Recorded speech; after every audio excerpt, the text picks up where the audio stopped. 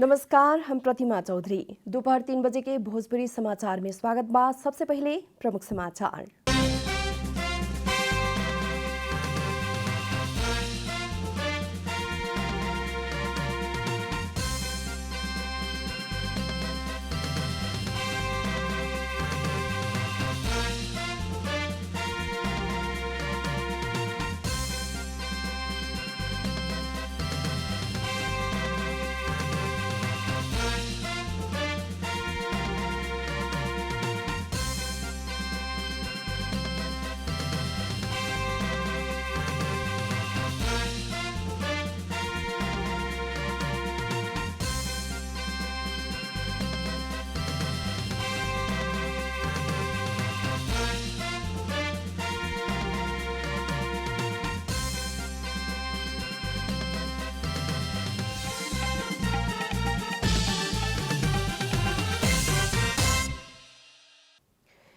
आप पूरा समाचार। प्रमुख प्रतिपक्षी दल नेकपा एमाले द्वारा प्रतिनिधि सभा की बैठक शुरू होते ही आजुओ विरोध जनावल गइल बा। हमेशा जिसने प्रतिपक्षी दल एमाले के सांसद लोग से रोस्टम घेराव करत नाराबाजी कर गइल बा। सभामुख अग्नि प्रसाद सापकोटा द्वारा बैठक अवरुद्ध न करके सदन के काम कार्यवाही आगे बढ़ावे खातिर आग्रह कइल गेल रहे, लेकिन एमाले सांसद लोग नाराबाजी कर रहल बा। सभामुख अग्नि प्रसाद सापकोटा राष्ट्रपति के कार्यालय से प्राप्त कार्यभार तोकल संबंधी पत्र के बेहोरा पढ़ के सुनाते ही एमाले सांसद सब विरोध कैले बा। एमाले के विरोध के बीच सभामुख सापकोटा प्रधानमंत्री शेर बहादुर देवबा के ही रक्षा मंत्री के जिम्मेवारी तोके किस्म से कार्यभार देहल पत्र पढ़ के सुनौले बानी। संसद भवन नया बानेश्वर में जारी बैठक में एमाले के विरोध के बीच विभिन्न अध्यादेश सब स्वीकृति खातिर पेश भइल बाटे। प्रधान न्यायाधीश सुलेन्द्र शमशेर जबरा द्वारा बोलावल गईल न्याय सेवा आयोग के बैठक स्थगित भइल बाटे। बुध के प्रधान न्यायाधीश सुलेन्द्र शमशेर जबरा द्वारा बोलावल न्याय सेवा आयोग के बैठक स्थगित कइल गेल न्याय परिषद सचिवालय के प्रवक्ता मान बहादुर कार्की बतौले बानी। प्रवक्ता कार्की के मुताबिक बुध के दोपहर 3 बजे खातिर अभी कुछ देर में शुरू होने वाला बैठक न्याय सेवा आयोग के सदस्य समेत रहल लोक सेवा आयोग के अध्यक्ष माधव प्रसाद रेग्मी काठमांडू बाहर रहल कारण बैठक स्थगित कइल गेल है।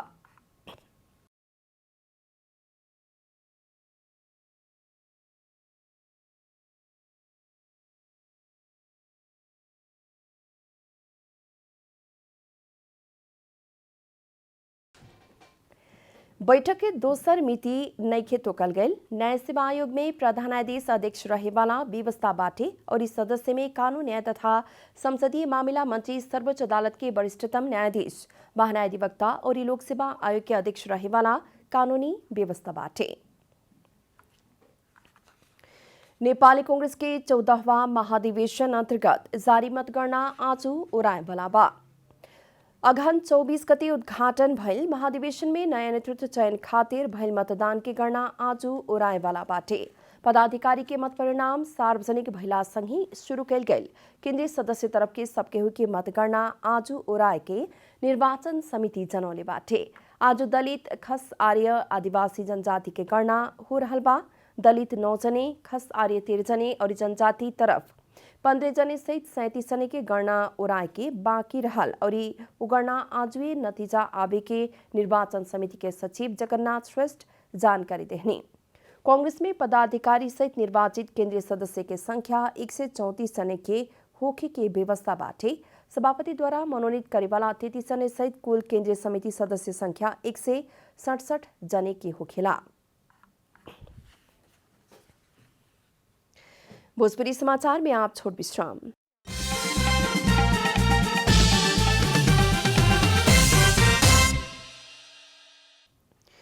भोजपुरी समाचार में आप बाकी समाचार।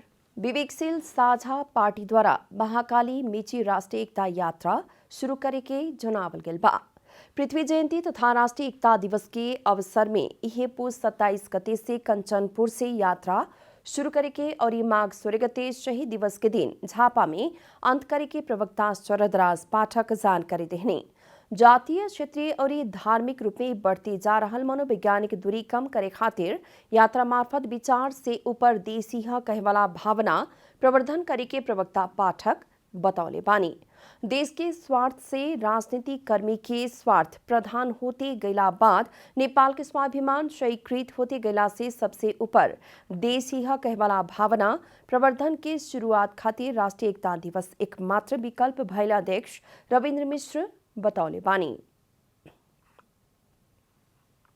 नेपाली कांग्रेस प्रदेश 2 के नया नेतृत्व खातिर मतदान जारी बाटे। जनकपुर धाम स्थित गोपाल धर्मशाला में सवेरे 8 बजे से दोपहर 4 बजे तक मतदान की तालिका तय कल गेल बा। संस्थापन पक्ष द्वारा कांग्रेस रौतहट के सभापति कृष्णा यादव के नेतृत्व में पैनल सहित उम्मीदवारी दर्ता करावल गेल बा त संस्थापन इतर पक्ष द्वारा कांग्रेस प्रदेश 2 के संसदीय दल के नेता राम सरोज यादव के नेतृत्व में पैनल सहित उम्मीदवारी दर्ता करावल गेल बा। मतदान संपन्न होते ही मतगणना प्रक्रिया शुरू करे के निर्वाचन समिति जनौले बाटे। प्रदेश के 8 जिला के 64 प्रदेश निर्वाचन क्षेत्र से 2000 मतदाता रहल निर्वाचन समिति जानकारी देले बा। बांके के निर्मला कुर्मी के हत्या और घरेलू हिंसा पीड़ित के न्याय के मांग करत माइतीघर मंडला में बांके के स्थानीय और महिला अधिकार कर्मी सब द्वारा धरना दिहल गइल बा। पिछला 27 दिन से निर्मला कुर्मी हत्या तथा घरेलू हिंसा पीड़ित के न्याय की मांग करत महिला अधिकार मंच द्वारा अनिश्चितकालीन धरना दिहल जा रहल बा। बांके के नेपालगंज उपमहानगर पालिका बांके के नेपालगंज उपमहानगर पालिका 17 के कुर्मी के हत्या के बारे में अभी तक प्रहरी प्रशासन द्वारा कुछ पत्ता न लगावल कहत विरोध स्वरूप धरना दिया रहल बा। कुर्मी के हत्या भइल ह या काथी ह कहेवाला बारे में अभी तक यथार्थ विवरण सार्वजनिक करे खातिर मांग कल गेल बा। संपत्ति के खातिर पड़ोसी द्वारा कुर्मी के अपहरण के बाद हत्या कैल स्थानीय के कहना बाटे। सरकार द्वारा घटना की बेवास्ता कैल महिला अधिकार कर्मी सबके आरोप बा। हाम्रो माग हो र यो मागलाई छानबिन समितिले पनि यही कुरालाई उनीहरूले पनि सुझाव दिएको छ सरकारलाई। महिलाका मुद्दामा सरकार अहिलेसम्म पनि असंवेदनशील नै देखिएको अवस्था छ हैन। सरकार जहिले पनि उदासीन नै देखिएको अवस्था छ।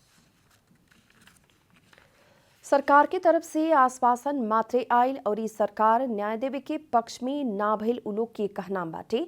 सरकार के पक्ष से कौनो कानूनी प्रक्रिया आगे ना बढ़ल कारण ठंडी के समय में भी खुला आसमान के नीचे धरना बैठेला बाध्य भइल उलोग के कहना बाटे।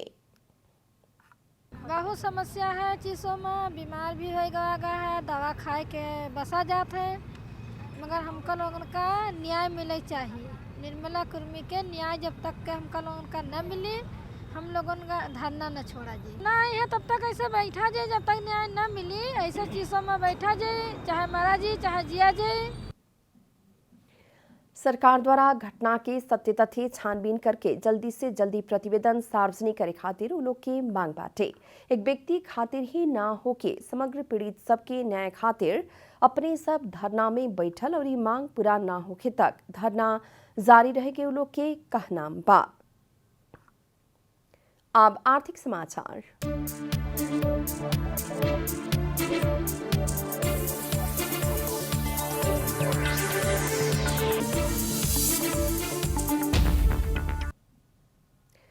वीरगंज भंसार नाका से चालू आर्थिक वर्ष के पहिल का 5 महीना में 2 खरब से बेसी के सामान आयात भइल बा। पड़ोसी देश भारत से ई अवधि में सबसे बेसी सामान नेपाल में आयात भइल है।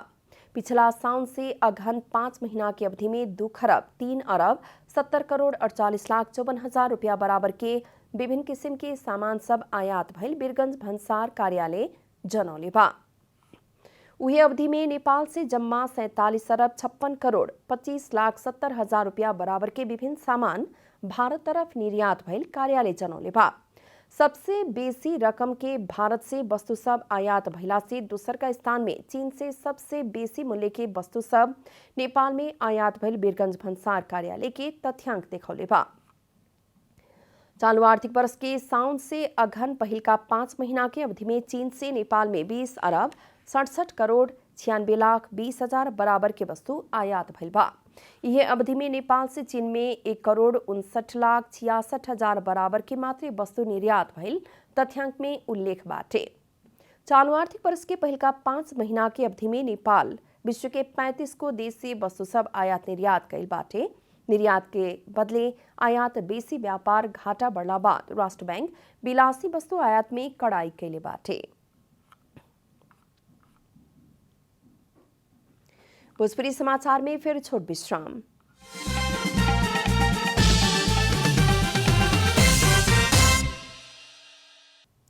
अब खेलकूद समाचार।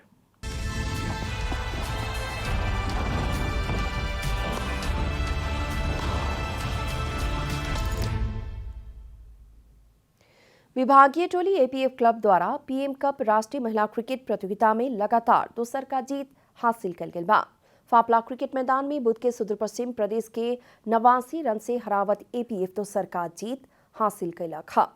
एपीएफ से देहल 129 रन के लक्ष्य पीछा करत सुदूर पश्चिम 14 ओवर में ऑल आउट होखत 39 रन में समेटाइल रहे।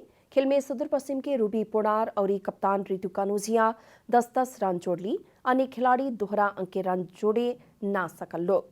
एपीएफ के करुणा भंडारी 4 विकेट लेहली। सोनू खड़का, रेखा रावल, सुमन बिष्ट और सीता राणा मगर 1-1 विकेट लेहलन। इससे पहले बैटिंग कैल एपीएफ द्वारा 20 ओवर में 7 विकेट गंवा के 128 रन बनावल गेल रहे। एपीएफ खातिर इंदु वर्मा 33 रन जोड़ ली। राजमती एरी 19, सरिता मगर 18 तथा रोमा थापा 16 रन जोड़ले रहले।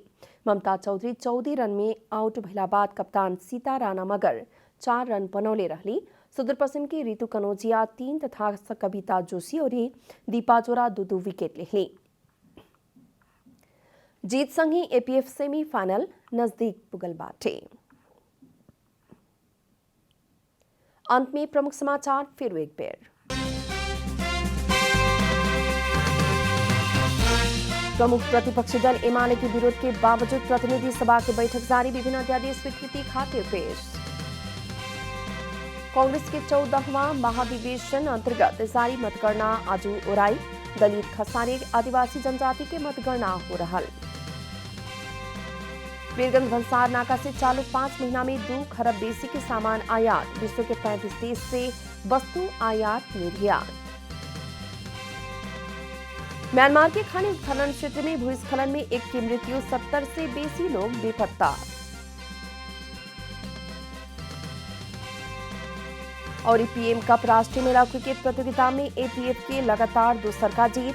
सुदूर पश्चिम 89 रन से हारल।